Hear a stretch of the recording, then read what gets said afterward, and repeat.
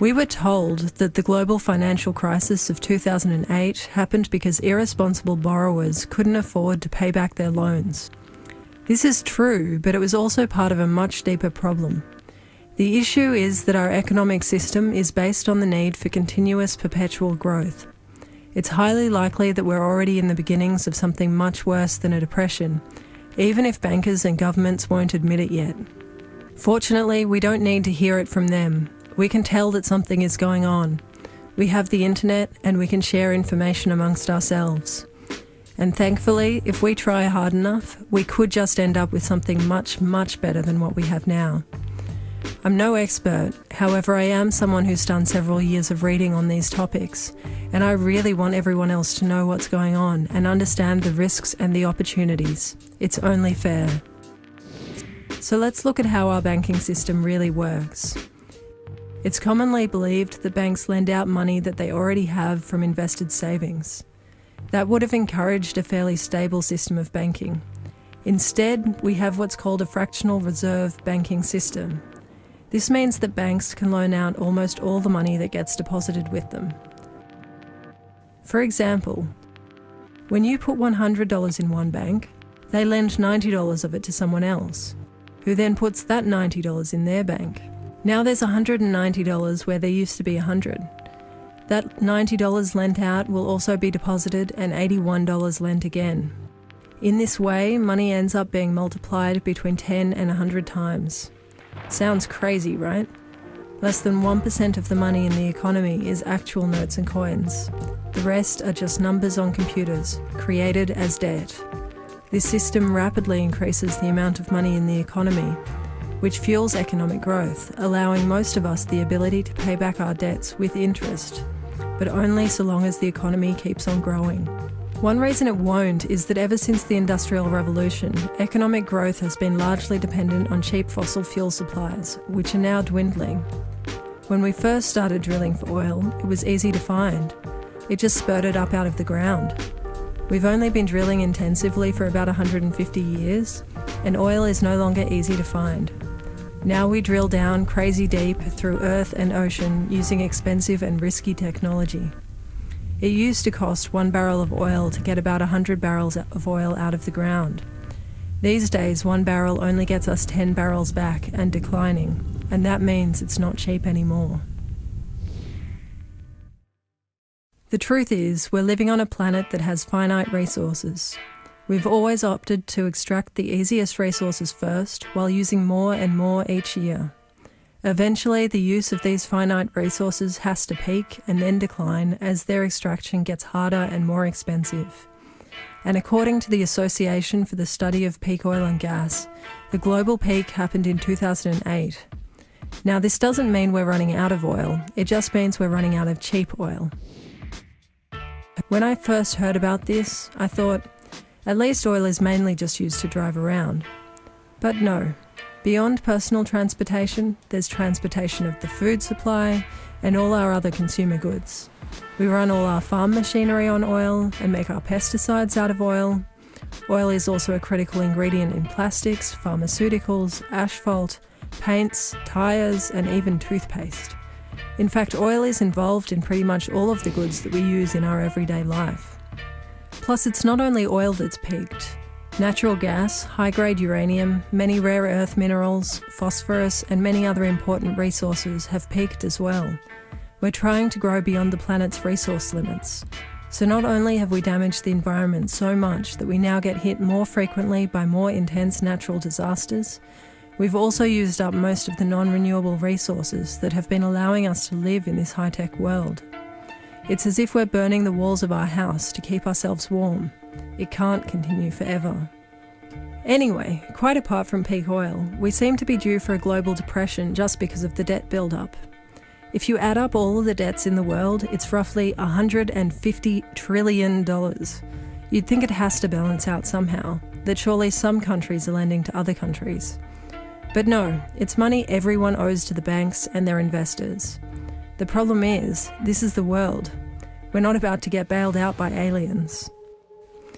Up until now, the way banks have been lending more and more money has pushed up prices of assets like houses and stocks. This was possible because in a growing economy, debts could be paid back. But when debts finally build to an unmanageable point, as they did before the Great Depression, asset prices can and do go down. Because banks are overextended, they lend less, and because individuals, businesses and countries are also overextended, defaults become more frequent. Both defaults and reduced lending decrease the amount of money in the economy, which means less money chasing the same goods and assets. This leads to a fall in asset prices, called deflation, and means that house prices will eventually go back down to what's reasonable and affordable.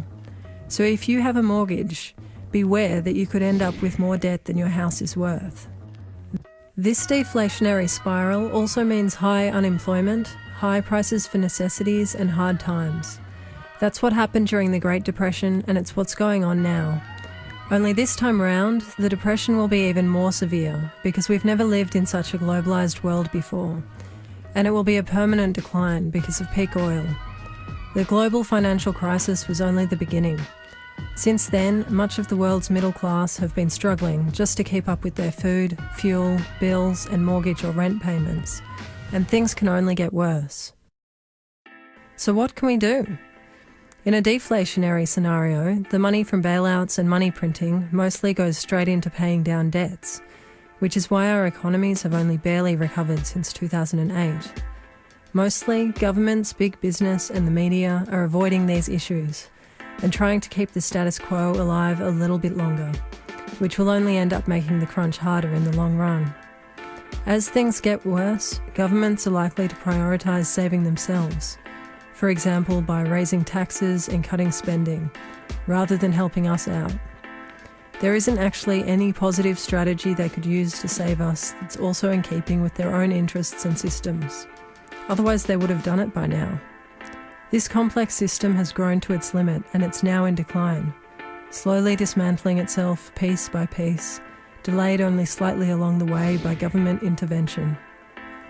Fortunately, I've learnt it's going to be somewhat okay that our systems just dismantle themselves, because there are millions of people around the world busy at work on much better systems we can replace them with. The modern industrial world hasn't really given us happiness. It hasn't even eliminated poverty. Most of us have been working way too hard. And for what? To finally exhaust the planet and suffer for it? Why not try having energy security through lower energy use? Feeling proud of feeding ourselves and making the things we need. Switching our priorities from independence to interdependence. These are changes we can make regardless of whether our governments want to help or not. There are other alternatives beyond capitalism, and I'm not talking about communism either. Both presume an industrial system which is no longer feasible or desirable.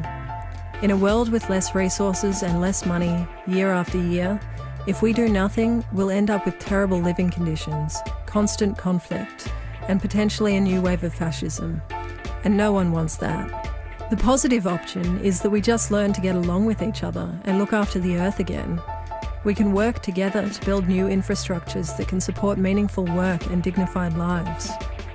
We can choose to work much shorter hours, eat much healthier food, growing most of it ourselves, and spend a lot more of our time with our families and friends. I'm not talking about going back to the Stone Age. People have been working on cool new ways to live without an industrial economy for well over 40 years now. For example, permaculture is a system of doing much more with much less energy, and in particular, intensively and organically growing food. Appropriate technologies have been developed to meet human needs like heating and cooling in highly energy-efficient ways.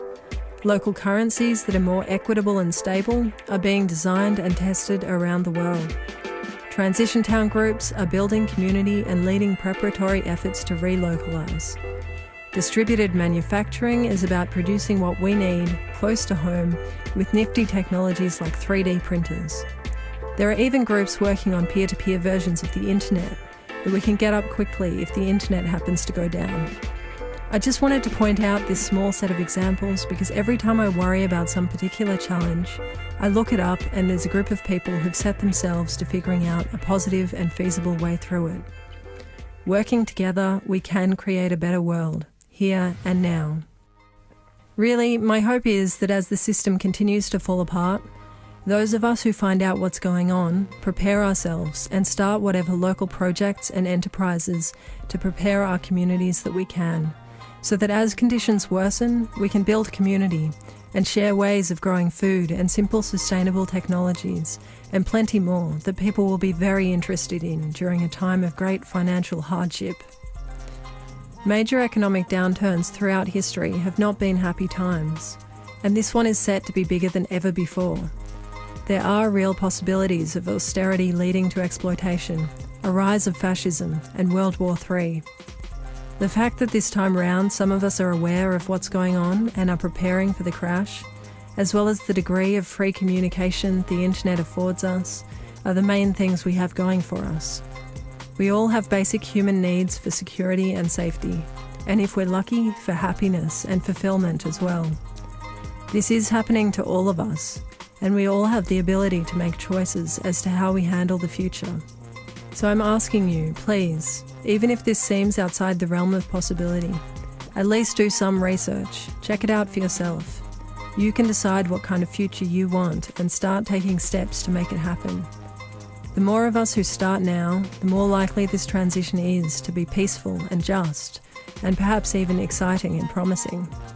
In the meantime, if you appreciate what you've seen and heard here, please send this animation on to your family and friends. The more people who know about this, the better off we will all be.